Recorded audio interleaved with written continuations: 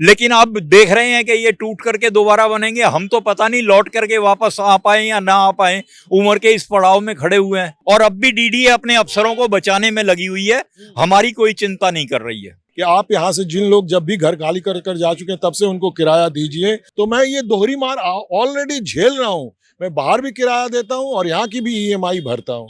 खाली करने के लिए तो कहते हैं, लेकिन रेंट के लिए नहीं कहते। जिंदगी में एक आम आदमी का, हर एक मिडिल क्लास फैमिली का एक सपना होता है, अपना घर। अपना घर सपना होता है, लेकिन इस सपने के पीछे जब सेंधमारी होती है तो पूरी जिंदगी की गाढ़ी कमाई जो है वो खाक में मिल जाती है। दिल्ली एनसीआर में मकानों का जो कारोबार है, हाउसिंग का जो कारोबार है, वो काफी तेजी से फल फूल रहा है। लोग बाहर से आते हैं, प्रदेशों से आते हैं और उनका अपना सपना होता है कि दिल्ली एनसीआर में उनका एक अपना घर हो, जहां वो अपने परिवार के साथ 2 वक्त की रोटी खा सकें। लेकिन जान के आपको हैरानी होगी कि ऐसा ही सपना लेकर के ये जो यहाँ पे सैकड़ों की संख्या में जो लोग आए हैं, अब उनके पैरों तले जमीन खिसक गई है, क्योंकि ये डीडीए द्वारा निर्मित एक मकान है और इस मकान की जो काली सच्चाई है, इन चमकती जो आपने देखा होगा, चमकते जो ये पेंट है, इनके अंदर की जो जर्जर सच्चाई है, वो सामने आने के बाद इनके जो है वो होश उड़ गए हैं और डीडीए इसमें जो है वो निशाने पर है, क्योंकि डीडीए ने ये जमीन, ये जो अपार्टमेंट है वो बना कर दी थी। यहाँ पे जो लोग आज से 10 साल पहले अपनी जमा पूंजी एक करके ये जो अपने सपनों का जो घर लिए थे, उन्हें उनसे हम जानेंगे कि आखिर में क्या मामला है और किस तरीके से। आपको याद होगा 2022 में अचानक एक फैसला आता है कि ट्विन टावर, नोएडा के ट्विन टावर को जो है वो जमींदोज किया जाता है। वो इसलिए क्योंकि उसका जो पैमाना था बनाने का वो कागजी कार्रवाई के हिसाब से इलीगल था। ऐसे में जो यहाँ पे जो लोग हैं, जो यहाँ पे रेसिडेंस में जो लोग रहते हैं, जो मकान मालिक है जिन्हें ये अपार्टमेंट और ये प्रॉपर्टियाँ अलॉट की गई हैं, उनसे हम जानेंगे कि क्या मामला है जिसको लेकर के इसके लिए भी अब जो है वो ट्विन टावर के जैसे यहाँ भी कार्रवाई करने के आदेश दिए गए हैं। और ये जो इमारत आपको दिख रही है, ये लगभग कुछ ही दिनों में ये जो है वो जमींदोज कर दी जाएगी। अभी हमारे सामने एक अंकल जी हैं जो यहाँ के जो है वो प्रॉपर्टी के मालिक भी हैं और ये याचिका करता है जो इस मामले को जो है वो कोर्ट तक लेकर गए हैं। क्या है पूरा मामला, आज हम इनसे जानेंगे। क्या शुभ नाम हुआ? मेरा नाम सतीश चौधरी है जी। और मैं सन 2013 से यहाँ रह रहा हूँ। सन 13 में ही मैंने ये फ्लैट खरीद लिया था, जबकि इसकी लागत 78 लाख थी जी। लेकिन जिसके नाम से निकला था ये फ्लैट, उससे मैंने 2 करोड़ रुपए में खरीदा था। मतलब 2013 में? हाँ, यानी कि 2013 में, आज से लगभग 12 साल पहले। 12 साल पहले आपने ये जमीन 70 लाख में किसी के नाम पे अलॉट हुई थी। हाँ, और आपने 2 करोड़ में 3 गुने लागत से? हाँ, 3 गुनी लागत से लिया था, क्योंकि इस वक्त रेट यही चल रहे थे। हाँ, तो मैंने ये फ्लैट इसलिए लिया था कि मेरे बच्चे आराम से रह सकें। मैंने सारे जीवन की अपनी जमा पूंजी जो थी वो इसमें लगा दी है। लेकिन अब देख रहे हैं कि ये टूट करके दोबारा बनेंगे। हम तो पता नहीं लौट करके वापस आ पाए या ना आ पाए, उम्र के इस पड़ाव में खड़े हुए हैं। लेकिन फिर भी उम्मीद करते हैं कि हमारे बच्चे तो रहेंगे। क्या हुआ था ये अचानक, ऐसे कैसे हो गया? सर, इसकी कंस्ट्रक्शन की क्वालिटी बिल्कुल जीरो है, क्योंकि 13 साल के अंदर अंदर आईआईटी की रिपोर्ट ने यह कह दिया कि यह बिल्डिंग रहने योग्य नहीं है, डेंजरस है, इसको जल्दी से जल्दी खाली कराया जाए, क्योंकि इसके सरिये सारे गल चुके हैं। अब ये कंक्रीट पे टिकी हुई बिल्डिंग है। लेकिन हमारी मजबूरी ये है कि हम ईएमआई दें या रेंट दें। अगर यहाँ से छोड़ के जाते हैं तो हमारे पे दोहरा असर पड़ता है। तो ये बताइए, ये डीडीए की सरकारी अपार्टमेंट है ना? हाँ जी, डीडीए के सरकारी अपार्टमेंट। सरकार इतनी बड़ी लापरवाही, सरकार इतनी बड़ी लापरवाही सर। और अब भी डीडीए अपने अफसरों को बचाने में लगी हुई है, हमारी कोई चिंता नहीं कर रही है। यहाँ पे देखिए, जो डीडीए ने जो इस अपार्टमेंट का निर्माण किया था, उसे यहाँ पे रह रहे आम नागरिकों की चिंता नहीं है। वो लगातार लीपापोती करने में लगी है, जैसा कि ये बता रहे हैं। यह याचिका करता है जो इस मामले को कोर्ट तक लेके गए हैं और इनका कहना है कि डीडीए अभी भी जो है आला, इसके पीछे छिपे जो लोग लीपापोती किए हैं, जो अधिकारी हैं, उनका नाम जो है वो सामने नहीं आने दे रही है। और लगातार इसको लेकर के जो है अभी मामला कोर्ट में है और कोर्ट ने बड़ा आदेश दिया है, जिसको लेकर के यहाँ के जो नागरिक हैं, जो मालिक हैं, और इनको काफी राहत मिली है। कोर्ट का जो आदेश आया है उससे आप कितना संतुष्ट हैं? नहीं, हम लोग कोर्ट के आदेश से पूरी तरह से संतुष्ट हैं, क्योंकि कोर्ट का आदेश पूरा है, कंप्लीट है। उन्होंने सब कुछ को डील किया हुआ है, उन्होंने लोगों को भी अकोमोडेट किया है और उन्होंने डीडीए को खुले शब्दों में डायरेक्शन दिया है कि आप यहाँ से जिन लोग जब भी घर खाली कर कर जा चुके हैं तब से उनको किराया दीजिए, और लोगों को भी बोला है कि चूंकि ये बिल्डिंग डेंजरस है तो आप इससे बाहर निकलिए। उनको भी 3 महीने का समय दिया गया था निकलने के लिए, और डीडीए को बोला कि आप यहाँ के लोगों के घरों का पुनर्निर्माण कराइए, जब तक ये बनता नहीं है आप इनको किराया दीजिए, हर एक साल किराया को 10% बढ़ाते रहिए। हर साल किराया अगर कहीं लेते हैं कोई, जब तक ये निर्माण पुनः उनको वापस नहीं किया जाता तब तक हर साल 10% वृद्धि के साथ बिल्कुल 10% का किराया बढ़ाते रहना है डीडीए को, ये भी कोर्ट ने दिशा निर्देश दिया अगर है। आप यहाँ से खाली करके जाते हैं तो बाकी के ईएमआई आपको हर महीने पेड करने होंगे? हाँ बिल्कुल पे करने होंगे, वो तो मेरी बैंक के टुवर्ड्स लायबिलिटी है। मैं ऑलरेडी यहाँ से जा चुका हूँ, मैं डीडीए के वादा के ऊपर भरोसा कर कोर्ट ऑर्डर के ऊपर भरोसा कर मैं ऑलरेडी यहाँ से जा चुका हूँ, बाहर रहता हूँ, बट यहाँ का घर मेरा खाली पड़ा हुआ है, उसकी पूरी बिजली पानी सब कुछ कटवा चुका हूँ और उससे मेरे को आज कुछ भी पैसे नहीं मिलते हैं। तो मैं ये दोहरी मार ऑलरेडी झेल रहा हूँ। मैं बाहर भी किराया देता हूँ और यहाँ की भी ईएमआई भरता हूँ। ये चमचमाती जो दीवारों पे जो पेंट है, इसका भरोसा नहीं करना चाहिए। दिल्ली एनसीआर में दुनिया भर के देश भर से लोग आते हैं और अपने सपनों की बुनियाद जो है वो यहाँ पे घर खरीदते हैं, देखते हैं, उनको क्या कहना चाहिए? नहीं, डीडीए तो आज के डेट पर डीडीए को भी शायद अपनी इस कमी के बारे में पता चल चुका है और शायद इस कारण से डीडीए अब घरों के बनाने का काम शायद नहीं कर रही है, क्योंकि डीडीए का जहाँ पर भी कंस्ट्रक्शन रहा है वो एक उनके लिए, यस, चाहे वो बसंत कुंज हो चाहे यहाँ हो, हर एक जगह पर वो क्वालिटी कंस्ट्रक्शंस नहीं रहा है।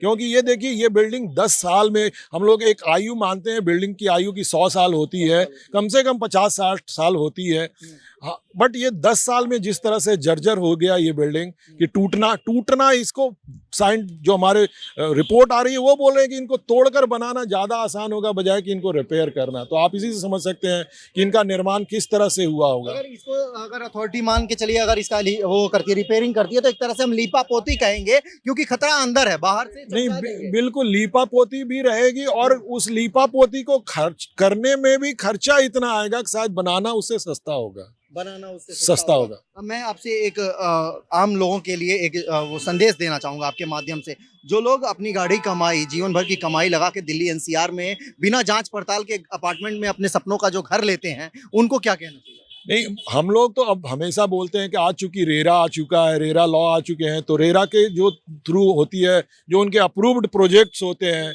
तो उसी अप्रूव्ड प्रोजेक्ट्स में ही लेना चाहिए, क्योंकि वहाँ पर बहुत तरह की गारंटी कानूनन उनको सिक्योरिटी दी गई है कि अगर किसी बिल्डर ने खराब क्वालिटी यूज़ किया है तो उनको एक और एडिशनल प्रोटेक्शन मिलता है। बट एक सजग नागरिक होना तो बहुत ज़रूरी है कि अच्छे बिल्डर से ही खरीदें, क्वालिटी देख लें, अपने सामने बनते हुए प्रोजेक्ट को ही हम लोग खरीदें, क्योंकि जिस तरह का आज के डेट पर सपनों के घर को बनाने में खर्चा आ रहा है, वो शायद अगर इस तरह के हालात आ जाएं तो बहुत आदमी को हार्ट अटैक, मेंटल अटैक, कुछ भी, कोई भी अटैक आ सकता है, किसी भी तरह। बिल्कुल अगर रीढ़ की हड्डी टूट जाए, घर ही छीन जाए, तो ऐसे में कुछ भी हो बिल्कुल सकता है। बिल्कुल। और कितने में लिए थे आप, कब लिए थे? हम लोग लगभग इसको 2011 में मैंने लिया था इस घर को, और तब हमने इसको 2.25 करोड़ रुपए, 2 करोड़ के लगभग में लिया था, एक 3 बेडरूम। 2 करोड़ में 2 करोड़। कितना कारपेट एरिया कितना? ये 1800 स्क्वायर फीट के लगभग का इसका कारपेट एरिया होगा। 3 बेडरूम, एवरेज 3 बेडरूम फ्लैट है।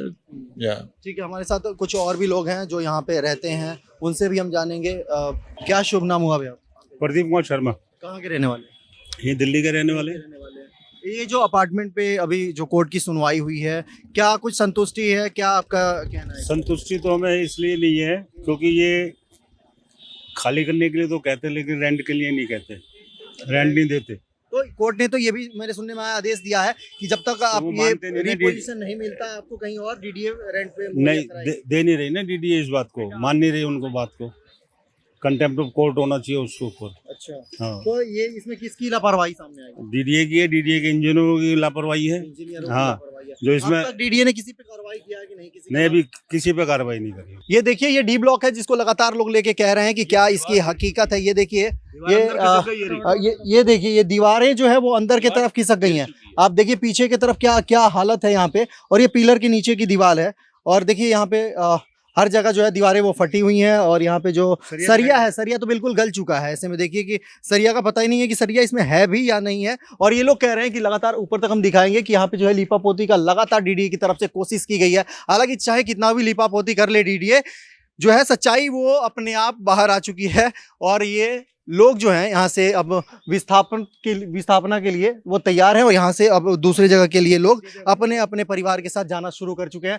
यहाँ पे ये देखिए लोग ये कह रहे हैं कि यहाँ पे सरिया जो है, जो आपका ये जो है क्या तार लगा रखा है, बिल्कुल ये सरिया नहीं, यहाँ पे तार जैसा प्रतीत हो रहा है। हालांकि लोग कह रहे हैं कि इतनी हालत दयनीय थी कि ये कभी भी बड़े हादसे का जो है सो वो रूप ले सकता था। इसको लेकर के यहाँ के जो नागरिक हैं आरडब्ल्यू है और यहाँ पे जो डीडीए के कुछ कर्मचारियों ने मिलकर इसको जो है सो पूरी तरीके से इसको जो भी इसका मलबा है वो नीचे गिराने का काम किया, क्योंकि ये कभी भी बड़ा हादसा हो सकता था।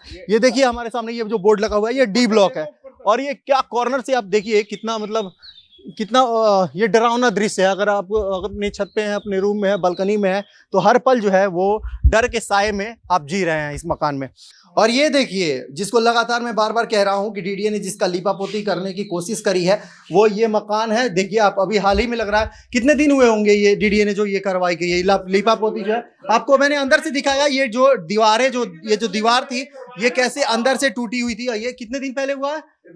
ये 10 से 15 दिन पहले जो है ये जाती थी, फिर हाथ जाने लगा इसके अंदर। तो ये देखिए ये सच्चाई है। जो लोग दिल्ली एनसीआर में घर लेना चाहते हैं उन्हें जरूरत है आंख और दिमाग और पैसे के साथ साथ आंख और दिमाग खोल के देखने की और अपने जहां पे पैसा इन्वेस्ट कर रहे हैं उसकी पड़ताल करने की, क्या वो आपके पैमाने पैसे के हिसाब से उसका उस पैमाने पे वो खरा उतरता है कि नहीं है। ये पिलर है, देखिए इस पिलर की क्या हालत है।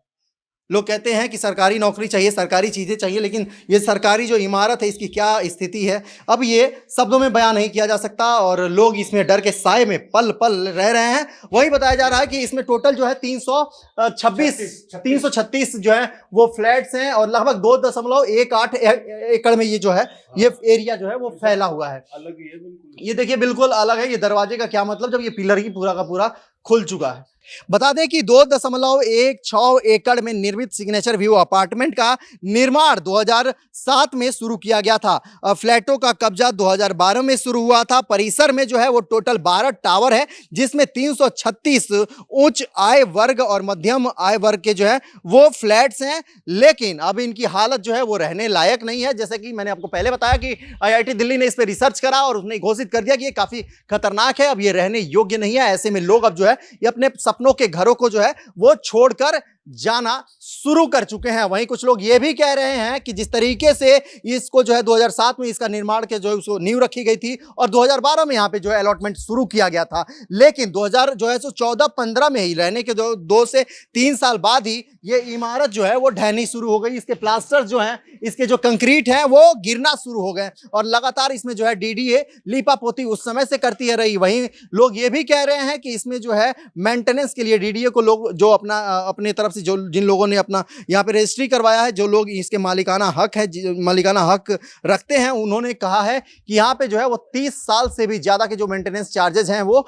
दे चुके हैं। यानी एक फ्लैट से लगभग 7.5 लाख के आसपास जो रेट है वो 30 सालों का जो मेंटेनेंस चार्ज इन लोगों ने दे रखा है। ऐसे में डीडीए के पास सिर्फ मेंटेनेंस के नाम पे लगभग 25 करोड़ से ज्यादा जो है वो रुपए हैं। सवाल बड़ा ये है कि डीडीए आखिर बचाना किसे चाहती है? वो कौन से कर्मचारी और इंजीनियर हैं जिनकी लीपापोती के कारण आज ये सैकड़ों जो परिवार है वो घर छोड़ने को मजबूर हैं और अपने सपनों की इस इमारत को छोड़कर कहीं बाहर जाने को मजबूर हैं। ऐसे में कैमरामैन संतोष के साथ मैं हिमांशु द्विवेदी, नई दिल्ली।